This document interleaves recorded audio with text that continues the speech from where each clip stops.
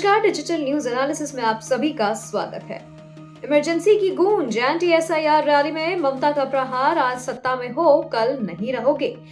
मालदा की गाजोल में बुधवार को आयोजित एंटी एसआईआर रैली ने बंगाल की राजनीति में एक नया तापमान ले आया है। रैली में पश्चिम बंगाल की मुख्यमंत्री ममता बनर्जी ने केंद्र की मोदी सरकार पर तीखे और सीधे राजनीतिक हमले बोले। भीड़ से खचाखच भरे मैदान में उन्होंने केंद्र सरकार की कार्यप्रणाली को लेकर के इमरजेंसी जैसी सोच करार दिया। उन्होंने कहा कि आज तुम सत्ता में हो कल नहीं रहोगे। उनका यह बयान सिर्फ भीड़ में तालियों और नारों की गूंज तक सीमित नहीं रहा, बल्कि राजनीतिक विश्लेषकों के अनुसार यह 2026 के विधानसभा चुनाव से पहले विपक्ष के आक्रामक मोड का संकेत भी है। अपने भाषण के सबसे भावनात्मक हिस्से में ममता बनर्जी ने बीएलओ प्रक्रिया से जुड़े विवाद पर केंद्र सरकार को कटघरे में खड़ा किया।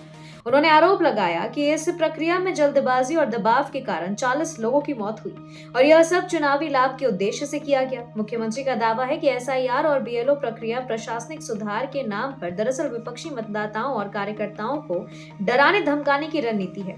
उन्होंने कहा कि यह जनता के अधिकारों का खुला उल्लंघन है और इसका जवाब लोकतंत्र ही देगा। ममता ने आरोप लगाया कि भाजपा सरकार संवैधानिक संस्थाओं और राजनीतिक उपयोग कर विपक्ष की आवाज दबाने की कोशिश कर रही है। उन्होंने कहा कि ईडी, सीबीआई और आयकर विभाग जैसी संस्थाओं को हथियार बनाकर राजनीतिक डर का माहौल तैयार किया जा रहा है। साथ ही ये भी कहा कि लोकतंत्र में संस्थाएं निष्पक्ष होती हैं, सरकार की संपत्ति नहीं। उनके मुताबिक केंद्र सरकार का उद्देश्य बंगाल की शांति और सामाजिक संतुलन को बिगाड़ना है ताकि राजनीतिक लाभ हासिल किया जा सके।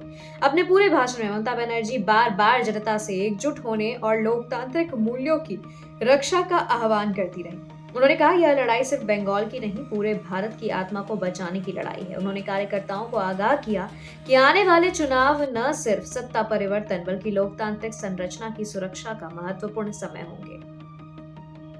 विश्लेषकों के अनुसार यह रैली सिर्फ एक विरोध कार्यक्रम नहीं बल्कि राजनीतिक समीकरणों का संकेत था।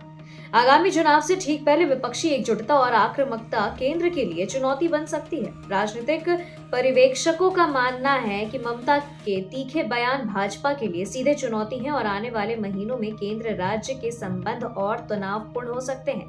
गाजोल की एंटी एसआईआर रैली ने बंगाल की राजनीति में नई हलचल पैदा कर दी है। ममता बनर्जी की तेज भाषा, आरोपों का स्वर और लोकतंत्र बनाम दमन की नैरेटिव, यह सब आगामी चुनाव माहौल की दिशा तय कर सकता है। भाजपा की प्रतिक्रिया और केंद्र का अगला कदम यह निश्चित करेगा कि यह मुद्दा सिर्फ रैली तक सीमित रहेगा या राष्ट्रीय राजनीति का नया एजेंडा बनेगा।